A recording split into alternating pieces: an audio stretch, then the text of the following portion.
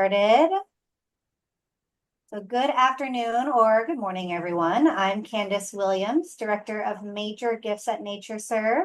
Welcome to our Biodiversity Conservation webinar with Dr. Patrick McIntyre. A few quick housekeeping notes. We will be using the chat function throughout the webinar, so feel free to share your thoughts and comments there. My colleague Karen Fernandez will be dropping links to any important websites or information in the chat.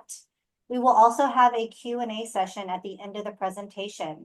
So please use the Q&A feature at the bottom of your screen to submit your questions. We are also recording this webinar, and a link to the recording will be sent to all of you tomorrow. If you are experiencing any technical difficulties, please take a moment and let us know in the chat so we can try to get those resolved. All right. Patrick, if you want to put up the introduction slide, I'm going to take a moment to introduce NatureServe. For those of you who are less familiar with us, NatureServe's mission is to leverage the power of science, data, and technology to guide biodiversity conservation and stewardship. We are the authoritative source of data on threatened and endangered species and their habitats. We focus on science, data, and technology, not advocacy. This focus makes our data widely trusted and used by government and industry alike. What truly sets NatureServe apart is our network of programs comprised of more than 1,000 scientists across North America. Together, we collect, analyze, and distribute detailed scientific data about more than 100,000 species and ecosystems, pinpointing what exists, where it's found, and how it's doing. And now it is my absolute pleasure to introduce our speaker for today, Dr. Patrick McIntyre. Patrick is Director of Ecology at NatureServe, where he coordinates efforts to classify and conserve ecosystems across North America. Before joining NatureServe, he was lead scientist for the California Heritage Program and the NatureServe Network. He holds a PhD from the University of California, Davis, and an MS from Northern Arizona University. He is based out of Los Angeles, California. And over his 20 years as an ecologist, Patrick has worked with partners from federal and state agencies, universities, and private corporations to better protect and manage ecosystems. So thank you, Patrick, for joining us today. The floor is yours. Great. It's a pleasure to be here. I very seldom get a chance to have a captive audience to talk about ecosystems with for 30 or 40 minutes. So it's very much a pleasure to be here. So when we talk about biodiversity conservation, I'd say much more often we hear talk about endangered plants, endangered animals. And I'm here today to talk about the importance of thinking about entire ecosystems when it comes to conserving biodiversity. So one of the fundamental pieces of information that NatureServe provides to help guide and inform conservation decision-making is information on the state of imperilment of our plants, our animals, and our ecosystems. In a recent report focusing on the United States, NatureServe found that over a third of plant and animal species are at risk of extinction. Similarly, little over 40% of our ecosystems are at risk of collapse. And I want to point out that when we talk about ecosystems in contrast to species, when it comes to species, we talk about extinction. And for a species, you can unfortunately lose literally every individual of a plant or animal species, at which point it is completely extinct. When it comes to ecosystems, we're talking about communities of plants, animals, and the places that they occur in. And so ecosystems don't go extinct precisely, but we say they're at risk of collapse, which means if you're talking about a forest, it might be so fragmented, so degraded, occurring in such small patches on the landscape today that it no longer provides the essential functions and supports the biological communities that it once did. So at that point, we say it's collapsed or equivalent to extinct. So when it comes to ecosystems and biodiversity, I want to point out that ecosystems are fundamental units of biodiversity. One of the standard definitions of ecosystems is that they're the community of plants, animals, microbes, other organisms, and the environment which they occur in, interacting together as a unit.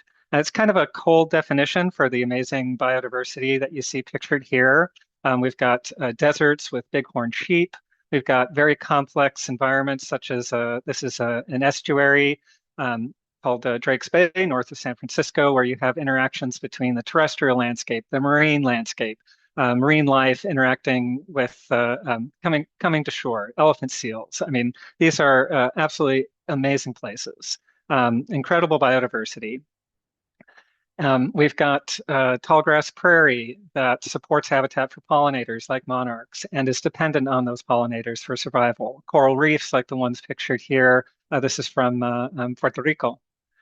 So these are essential units of biodiversity, and by focusing on conservation of ecosystems, we're conserving the landscapes they occur in, the species that they occur in, and the processes that support them. Now, something that's a little bit different about ecosystems than species conservation is that ecologists talk a lot more about what we call the functions and services that ecosystems provide. So ecosystems provide very essential things that we talk about every day: clean air, clean water, carbon sequestration. And I love this. I really love this figure here. It's from a UN report on the importance of mangroves and how integrated they are into people's lives. The pictures that you see on the right-hand side are from a mangrove ecosystem, and then a picture from a workshop that NatureServe helped lead in Veracruz, Mexico, where we worked with the community to essentially conduct planning for how they could have sustainable mangroves communities while improving their economic opportunities through ecotourism, through sustainable forestry, and things like that. And what I love about this figure is if you look at the roots of this mangrove here, it conveys the concept that there are essential resources and products. So timber for housing, firewood that's commonly used in charcoal and kilns and things like that. Providing coastal protection from storms, from sea level rise, things like tsunamis, regulating the effects uh, of hurricanes, clean water. It also integrates up at the top, things like that, basics, food security, housing, health, but social interactions, the importance of these places in nature that relate to cultural and spiritual and things that that many of us experience in nature, the rejuvenation of being in a setting like the one behind me or being in an intact mangrove forest. So when it comes to ecosystems and biodiversity conservation, we're protecting both the biodiversity within them as well as the essential functions and services that benefit people.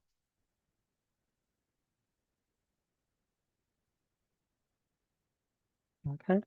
Now, it might sound a little odd, but scientists sometimes focus so much on those things about essential ecosystems and services, the importance of clean water, the importance of carbon sequestration, that from a scientific perspective, sometimes the importance of protecting ecosystems and how ecosystems protect species is a forgotten piece of biodiversity because we get so focused on things like providing clean water, storm protection, things like that.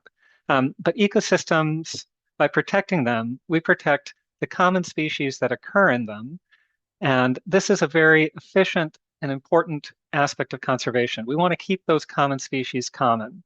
What we're looking at here is a picture of intermountain dry shrubland and grassland, a common habitat. This is from New Mexico.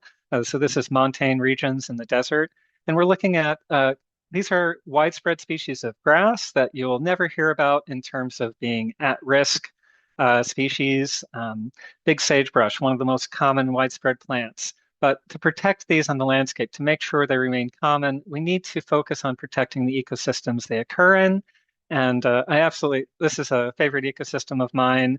And one of the sites I love seeing in it are pronghorn, the fastest animal in North America. You'll see them sprinting through these grasslands. So. Uh, Taking a step back, uh, NatureServe, we often say that to help guide conservation decision making and to make better decisions, we try to provide three key questions. We try to answer three key questions about biodiversity. So, what is it? You see here biologists from the NatureServe network sampling in the field, trying to determine what species are present, what type of ecological community are they in. Documenting where is it on the landscape? Is this occurring in alpine areas? Is this widespread? We have to have that information on where it's occurring in order to then answer questions about how is it doing? Is this an ecosystem that is widespread, that doesn't face very many threats? Is it fairly secure? Or is this an ecosystem that is quite rare, only occurs in a few places, and is under threats, say, from expansion of agriculture, from timber harvesting, from invasive species? So we try to answer these three questions. What is it? Where is it? And how is it doing to better inform conservation decision making? And during the rest of my talk, I'll focus on these three questions and then how we transform them into conservation action.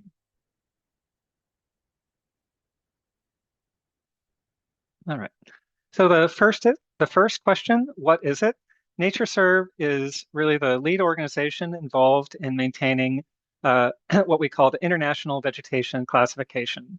This is, we call it the International Vegetation Classification, largely because it combines the official United States National Vegetation Classification and an official Canadian National Vegetation Classification.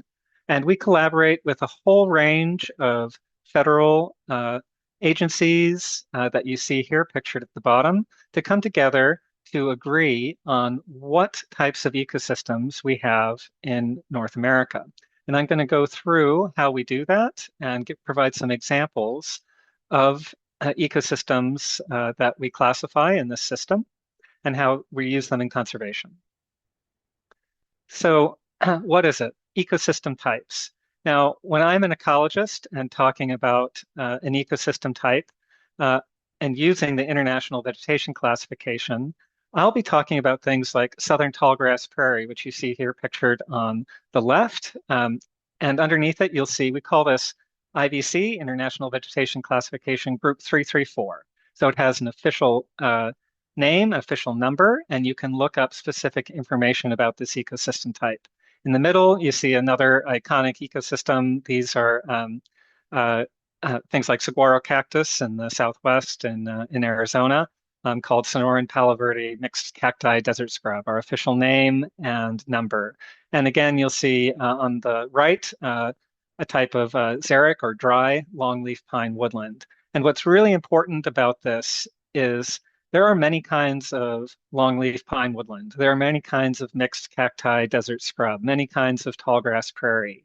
And so by putting official names and official descriptions on these types, if, say, I'm a biologist from the National Park Service managing a mixed cacti desert scrub, and then there's a biologist from the Bureau of Land Management managing land next to me, we can know if we're talking about the exact same kind of cacti scrub.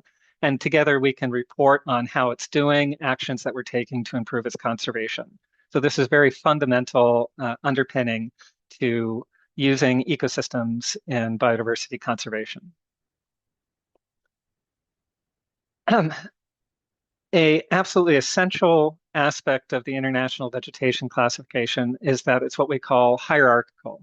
So it has different levels, and up at the top, you'll see the biome level. Now, the biome level is very broad. We're talking here things like that are determined by the dominant growth form of vegetation and where it occurs on the earth and on the landscape.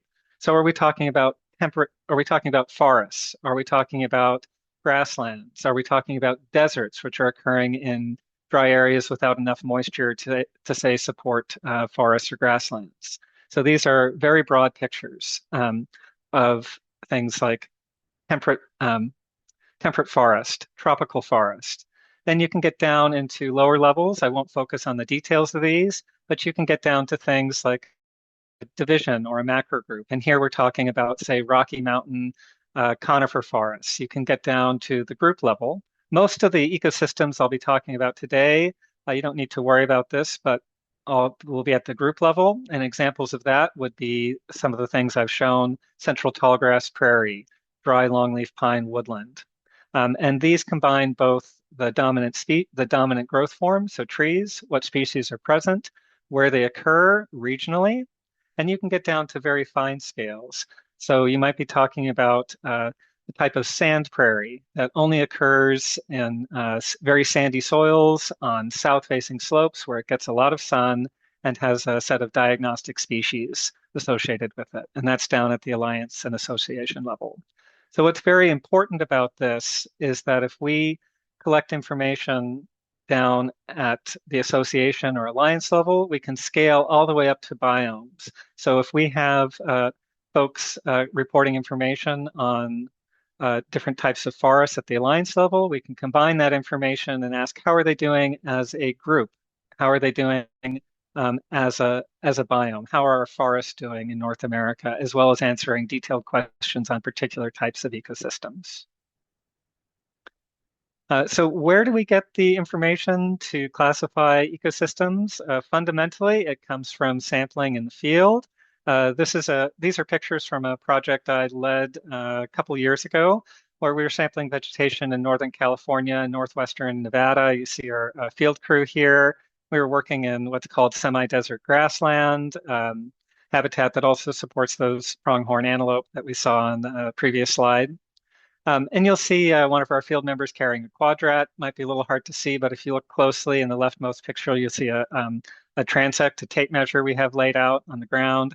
So we're doing things like putting this quadrat down, estimating the proportion of it. Is 50% of it covered by sagebrush or blue bunch wheatgrass, two common species there? We've got that tape measure going so we can measure precisely how often we're intersecting a shrub, how often we're intersecting a grassland, sorry, a stem of grass. We're also doing things like sampling soil to determine if there's an association between the plant species that are growing there and does it occur on rich, loamy soils, on very sandy, dry soils. And this is absolutely essential. NatureServe does do some of this work to collect fundamental information, but what we're often relying on is a whole community of ecologists, including from the NatureServe network, which I'll talk about later in the slide. But we have a whole network of ecologists working in the US and Canada, collecting information within their states, provinces, and providing and pooling that information together so we can classify ecosystems across North America. Similarly, we're working with information from federal agencies, from the Forest Service, from the Park Service, the Bureau of Land Management. And together, we can look at all of this information on where plants, soils, et cetera, are on the landscape and come up with a comprehensive classification. The next thing I want to talk about is ecosystem mapping. And I really love this slide. I'm really very proud to announce that NatureServe just this last month released a brand new first of its kind map showing the international vegetation classification. We call this map the first version of the map of ecosystems of the United States. And what you can see here in the large map, it's showing in different colors and say dark greens, forest ecosystem types. In the Southwest, in these beiges and peaches, you can see desert habitats. You can see grasslands in lighter green. And these are shown at that broad scale biome or ecobiome level. So we're talking about different types of broad forests. Are we talking warm temperate forests? Are we talking cool alpine forests? But within this map, because it's a hierarchy, we can look at individual groups. And so if you start here up in, say, the Northeast, we've got what's called Acadian Appalachian red spruce fir forest, or hardwood forests. So these are iconic forests that are perhaps most famous for the amazing fall colors they have. Going down to Florida, we've got things like South Atlantic Gulf Coast salt marsh, really important coastal wetland ecosystems. In the West, big sagebrush steppe. This is sometimes called one of the most underappreciated ecosystems in North America. We literally, people say we have an ocean of sagebrush out here, and You don't hear about it very often, but very important habitat across the Intermountain West. And we've got iconic things that you hear about, our Pacific Northwestern rainforests that you see pictured here, or our tallgrass prairie. And this is a picture of blazing star in full bloom across a remaining patch of tallgrass prairie, which is unfortunately imperiled. So we're very proud to announce this map, and it enables us to do a lot of work to inform conservation and make better and inform better management actions. Um, One of the first things I want to talk about is from a map like that, we can produce very basic range maps. So if any of you on the call are bird watchers who remember, or perhaps in a digital field guide, you still have those pictures of the broad range of a species. Where does it occur on the landscape? Not the individual occurrences of it, but a depiction of where it occurs most broadly. And this is very fun, perhaps the most fundamental piece of information that we have about where something occurs. So NatureServe Explorer is one of our key websites that we have that provides basic information on species and ecosystems. And here we're looking at a range map for coastal redwood forest. And each of these hexagons that you see on the map indicates that coastal redwood forest is present somewhere within here. So as a whole, you can see that coastal redwood forest is ranging from just into Southern Oregon down to just north of Santa Barbara in California. Again, this is a very fundamental piece of information informing the distribution of ecosystems. Now, getting back to that more complex map I showed, something that is really powerful is combining mapping with our vegetation or ecosystem hierarchy. So what we're looking at here, this map, if you look at everything you see here, these comprise the temperate forest biome. So these are forests that are not tropical. They're in the temperate zone, so most of North America. And then you can see different types of what we call ecobiomes within that. We've got cool temperate rainforest shown in kind of peach color up here.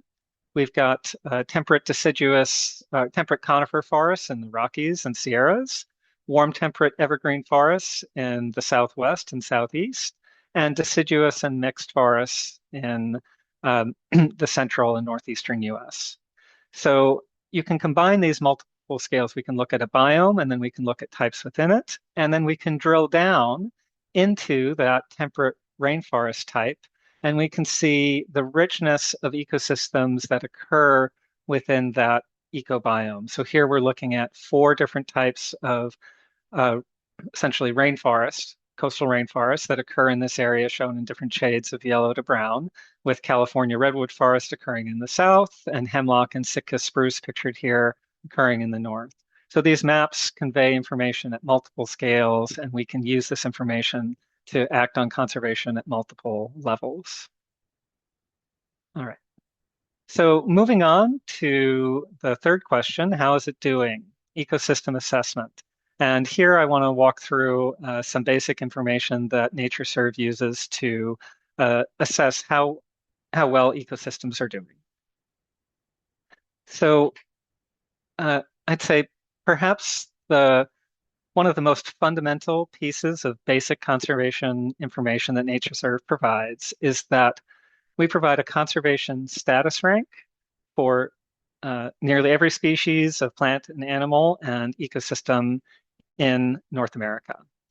To do this, we look at how rare or common it is, how threatened something is, and what trends it's having. Is it declining or is it increasing? And we classify ecosystems.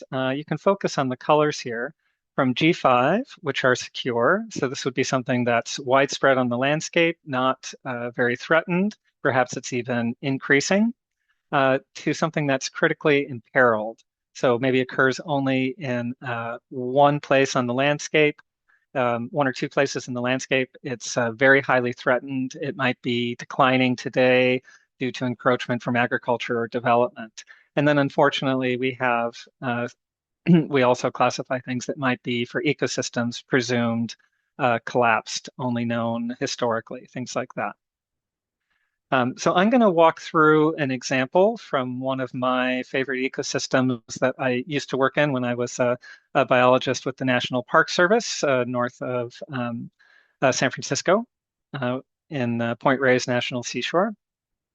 Since then, I've worked on this ecosystem. This is California coastal beach, dune, and sandy bluff. I've worked with this in the NatureServe network quite a bit as well. So this is an ecosystem that's near and dear to my heart. You can see an overview pictured here. This is that sandy interface on the coast, uh, which we're talking a mix of beachfront dunes and these sandy bluffs that you see pictured here. There can be a range of types within this ecosystem, from dominated by open grassland here on dunes to ones that are dense with wildflowers in the summer and springtime. And this ecosystem supports a number of rare plants and animals.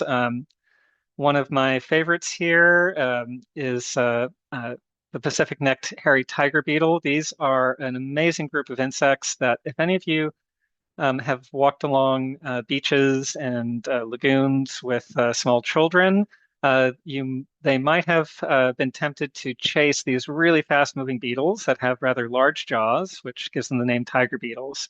These things are essentially reliant on open habitat near bodies of water. But these ecosystem here supports the range of species here, from plovers to very rare butterflies, endangered plants, and tiger beetles. So I'm going to walk through a little bit of the information that we use to determine that this ecosystem is considered G3 or vulnerable. So it means it's at risk of extinction, collapse, I should say. So the first piece of information that we look at is rarity, and we can turn to our range map here, and you can see that this ecosystem occurs from southern Oregon along the entire coast of California and just down into Baja California. So it has a fairly wide distribution from north to south. However, it's very restricted to the coastal zone and a bit on the Channel Islands going off the coast here. So it has I'd say, a moderate distribution. This is not an ecosystem like, say, a Sierra forest or a Rocky Mountain conifer forest that might be very widespread on the landscape. It has a moderate distribution. Um, so we use that to help inform that conservation status rank. Another thing that we look at is we'll do a comprehensive threat assessment for this ecosystem.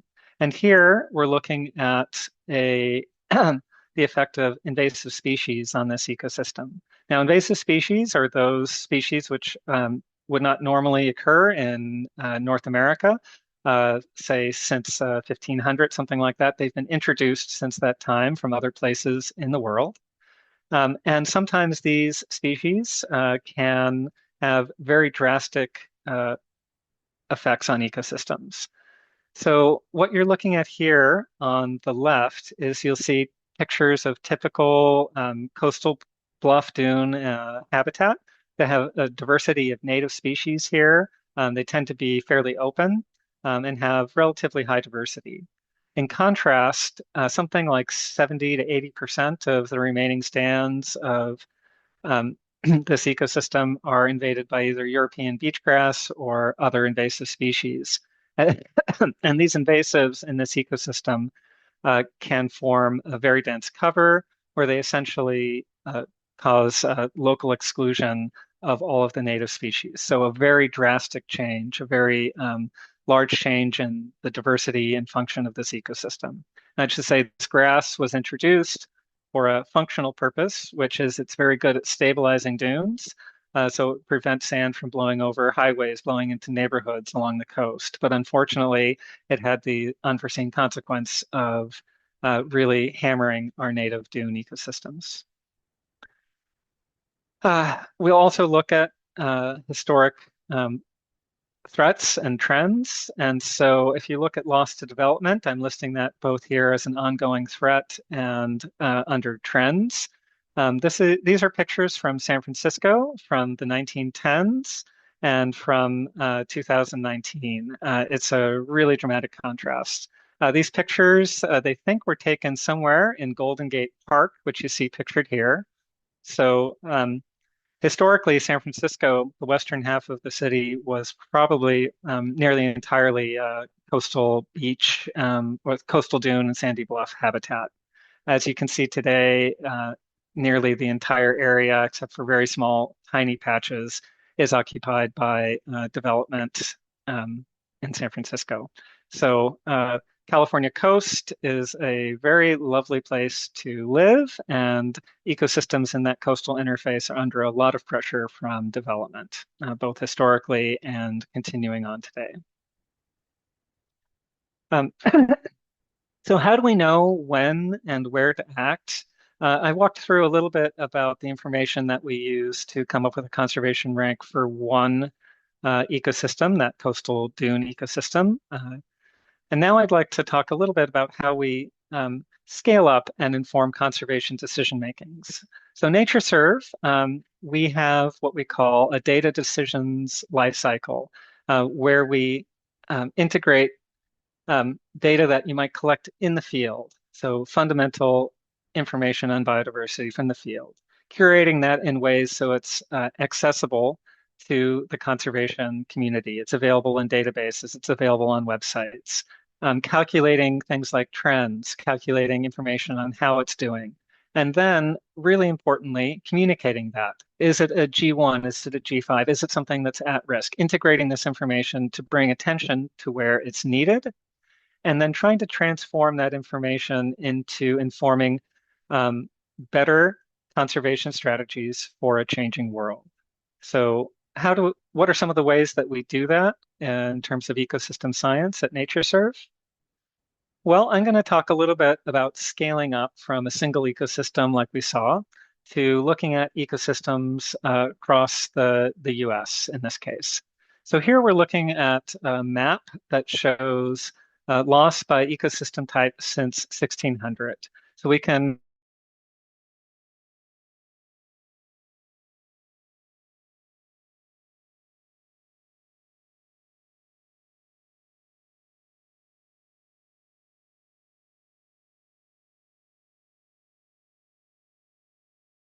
this is paintings, old photographs from the say from the 18 or 1900s, all together to piece information about where ecosystems were to complement scientific information such as soil samples or pollen records. But we can do that to calculate the historic extent of information of ecosystems and determine where they've been lost today. And you can see things like our grasslands in the central United States are some of the most endangered and threatened. They've suffered over 90% loss. These grassland types go down to coastal grasslands and prairies in Texas and the Gulf Coast. So a lot of areas that you see here have been converted to different forms of agriculture. You'll also see loss across the southeast to a combination of land change and forests and development, particularly in Florida. In the northeast, where we have large cities on this map, you're not necessarily seeing that loss because it's by ecosystem type. So we might have loss of coastal forests in our cities, but in some cases today on the landscape, we still have existing stands of those forests in other locations. So this map conveys one form of ecosystem loss that we can use to help guide and inform ecosystem conservation. Another thing that we can do is we can work with data scientists and our colleagues in spatial science doing scientific GIS to do things like models of landscape condition. This is a map that I work with quite frequently as an ecologist. And what this map shows, it attempts to show where the landscape in North America is in better condition, so in blue, and where it is in poorer condition in brown. And you can see that the areas that are in blue, pictured here, is one example. These are areas that have intact vegetation, so maybe extensive stands of forests, extensive stands of shrubland, grassland. They don't have highways, roads, cities, crops that are fragmenting these ecosystems. So we can use a map like this and overlay it with the distribution of ecosystems to determine, is an ecosystem, say, occurring in the upper Midwest, where the landscape is in relatively poor condition from an ecosystem perspective, in that most of it may be cornfields, soybean fields with a lot of roads intersecting that landscape? Or is it somewhere out in the American Western deserts where we have relatively few roads? We're not losing land to agriculture, although we might be losing more of it today to things like solar energy development. But historically, we haven't converted this landscape as much. So we can use this landscape condition model to answer things like, are we in an area where you've got good connectivity of habitat? Are you in an intact landscape? And help to inform the conservation status ranking for the entire set of ecosystems across North America. Similarly, we'll do assessments of climate change. And what we're looking at here is an assessment of climate change that we did for what we call intermountain basins, big sagebrush shrubland. This is one of the matrix or most common sagebrush types across the Intermountain West. And you can see its distribution pictured here. And what we're showing is based on an analysis we did, areas in yellow and lighter greens are more at risk to climate change. There's more severe climate change, and ecosystems in these regions to the northwest are more vulnerable due to fragmentation of some of the landscapes in this area compared to other areas in the south that are considered less vulnerable directly to climate change.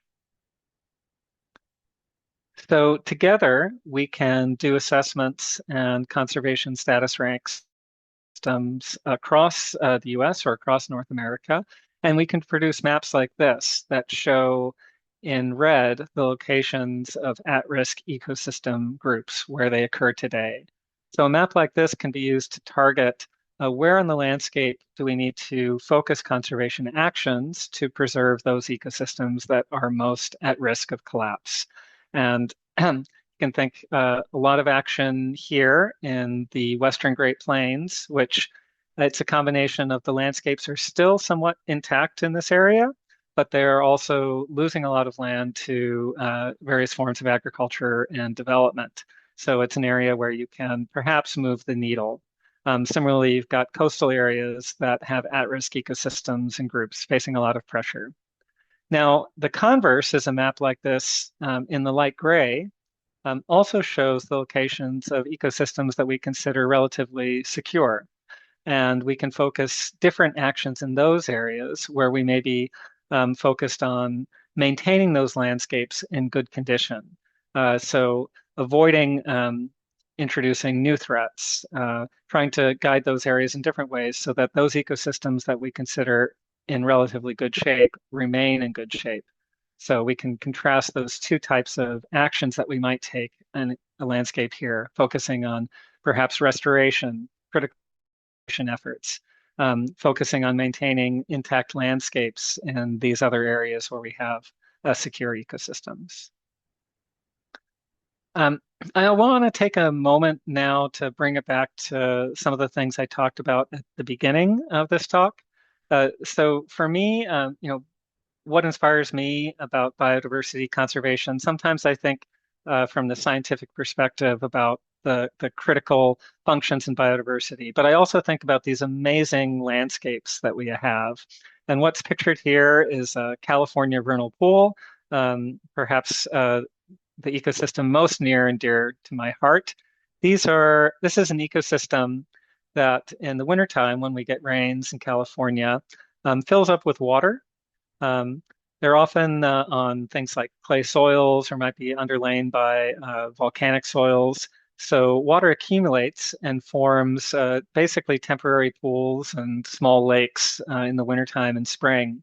And as that water recedes, you get these amazing displays of wildflowers in concentric rings in different colors. Yellows, purples, reds, blues, and you can see some wetland habitat in dark green in the middle there. So really iconic landscapes. And this ecosystem provides both essential functions and acts as uh, uh, and acts as an area that supports a range of imperiled biodiversity. So by storing water, these ecosystems slowly release it into aquifers and regulate the effects of drought.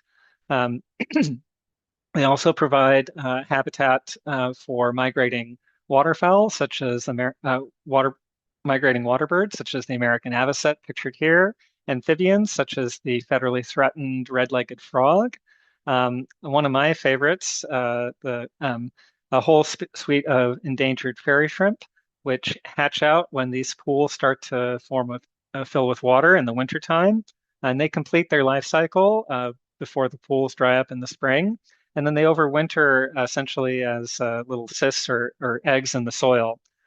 They're very similar to things that people might be familiar with, some science experiments like sea monkeys, a set of endangered plants. And so focusing our efforts on ecosystem conservation protects these landscapes, really the amazing biodiversity that you see pictured here, the ecosystem functions, the things that this is doing to store and clean water during that period of the year so that we have a buffered period where water is available throughout the ecosystem and not just draining away quickly. Yeah. So I want to take another step back and say that none of the work that I showed would be possible without the power of the NatureServe network. So when we say NatureServe, we're talking about a network of over 60 programs in the US and Canada, comprised of over 1,000 conservation professionals, scientists, database analysts, GIS experts, communication experts, all working together to improve conservation outcomes. And together, I mean, it's really an absolutely amazing essential resource that really makes NatureServe unique because we're harvesting the power of all of these different conservation professionals working together to try and inform basic conservation decision making, to try and update our methods, to use the latest and most effective methods in conservation to guide better conservation outcomes. And we really do work together as a network. Here you can see on the left the Colorado Natural Heritage Program. They have some of the world experts in wetland conservation and assessment pictured here, assessing wetlands in the foothills of the Rocky Mountains. In the middle, you see members of the Washington State Heritage Program during a meeting we held in 2024, showing us the condition of an endangered oak woodland that's intermixed with grassland, and an ecosystem that's of conservation importance in the Northwest.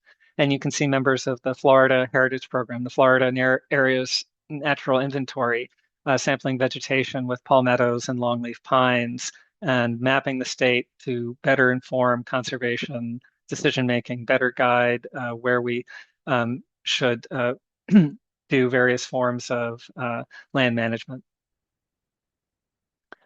So where can you learn more about ecosystems you might be curious about the ecosystems I've shown today?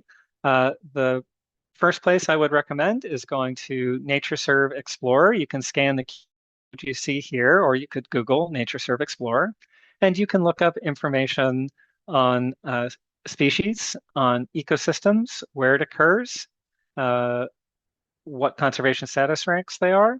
And you can also find links to our state heritage programs that can provide detailed information on local resources and local information about ecosystems and species. I want to thank the members of NatureServe who work with our ecology team.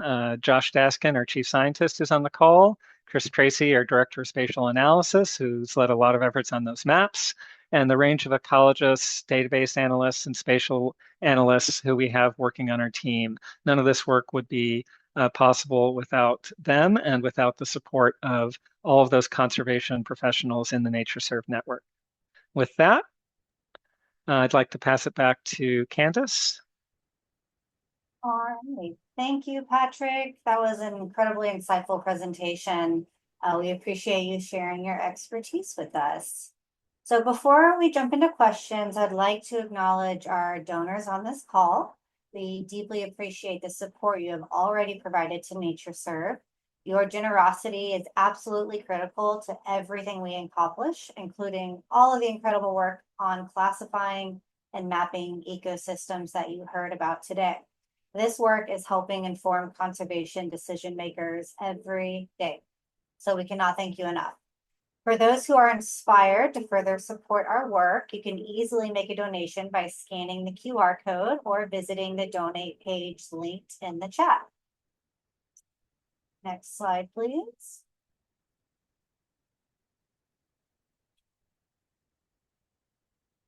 Whether you're able to donate or not, we encourage you to stay connected with us on our social media channels and help share our work. You can follow us or subscribe to our newsletter for the latest news, research updates, and stories about the impact of the work that you help make possible. Okay, Patrick, we have a couple of questions for you. If we do not get to your question today, please feel free to reach out to Patrick. Karen will drop his email in the chat. So our first question is, what ecosystems or areas in North America are most critical to preserve? Um, um, so I tend to think that's a dual question. I talked a little bit about both our common ecosystems, common and in good shape, and our rare and endangered ones, and work on restoring them. Uh, Across North America, our ecosystems that are probably the most endangered are our grasslands.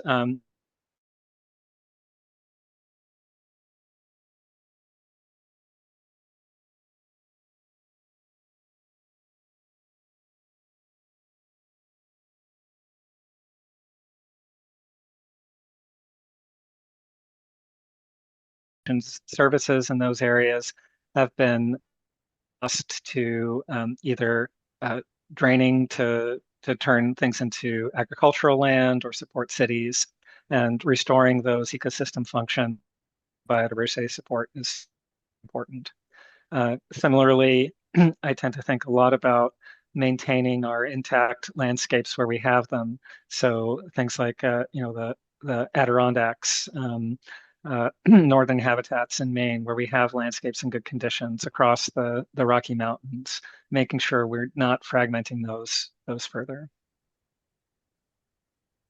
Okay, thank you. All right, next question. How do you account for climate change in your assessments of ecosystem threats? Mhm. So we do a couple of things on that front. One is we'll look at the historic range of climate for an ecosystem. So let's say we might be looking at an alpine grassland that historically is occupying, has a relatively cool and wet climate that allows that ecosystem to persist there. We know, and in some cases, that ecosystem may not be able to persist if it gets warm enough that there are very few days of snow cover. So in that case, we can do things like direct modeling of ecosystem loss to climate change.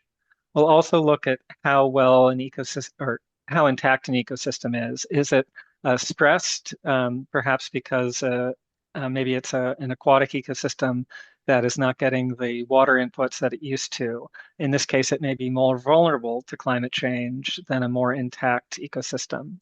So we try and integrate things like that. What condition is it in, and how directly vulnerable might it be to changes in temperature and precipitation? Okay, what kinds of efforts are being made to restore or protect endangered ecosystems? Oh, that is a great question. There's um, a ton of efforts going into ecosystem restoration. Um, and there are some ecosystems where we have fairly, I'd say, quite good knowledge of how to restore them. So prairies in the upper Midwest, for example, when I went to college, I was really lucky to work on a crew where we would work with restoring tallgrass prairie. And we partner with companies whose business was to take corn and soybean fields, um, harvest native prairie seeds, plant them in a particular way, and then monitor those fields, control invasive species. And in, say, something like 10 years, you have a reasonable stand of something that's on its way to being tallgrass prairie. In other areas, we're really learning how we can restore and support these areas. So in the deserts, where people are looking at ways that they can restore things like soil crusts, which are really important. These are that little thin layer at the top of desert soils that's full of microbes, lichens, fungi, that is really sometimes essential for supporting plant life in these areas. And people are doing things like how do we restore that? Can we take some, literally, science at work, take some of these soil crusts, put them in a blender with something like sawdust to expand it, and then spray this over a restoration zone. So there's a whole range of work, and there's a lot of efforts being done to restore all the types of ecosystems, grasslands, shrublands, forests, with varying degrees of knowledge. So. Thank you. Last question here. How do we know how much of an ecosystem has been lost historically? Uh, um, I I love that question. It's a bit like the it's really ecologists as detectives, and we have different pieces of information. Um, so in some cases, we have things like, say, in the Midwest, we've got records where people would do land surveys, say, in the 1700s, and they would record the presence of a tree and perhaps even what kind of tree it was at different intersections on a grid. And so we know it must be prairie because they weren't recording any trees, or they were recording fairly large trees. So this was forest.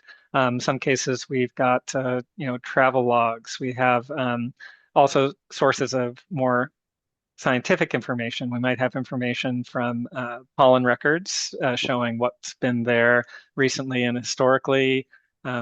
Pack rat middens are kind of fascinating.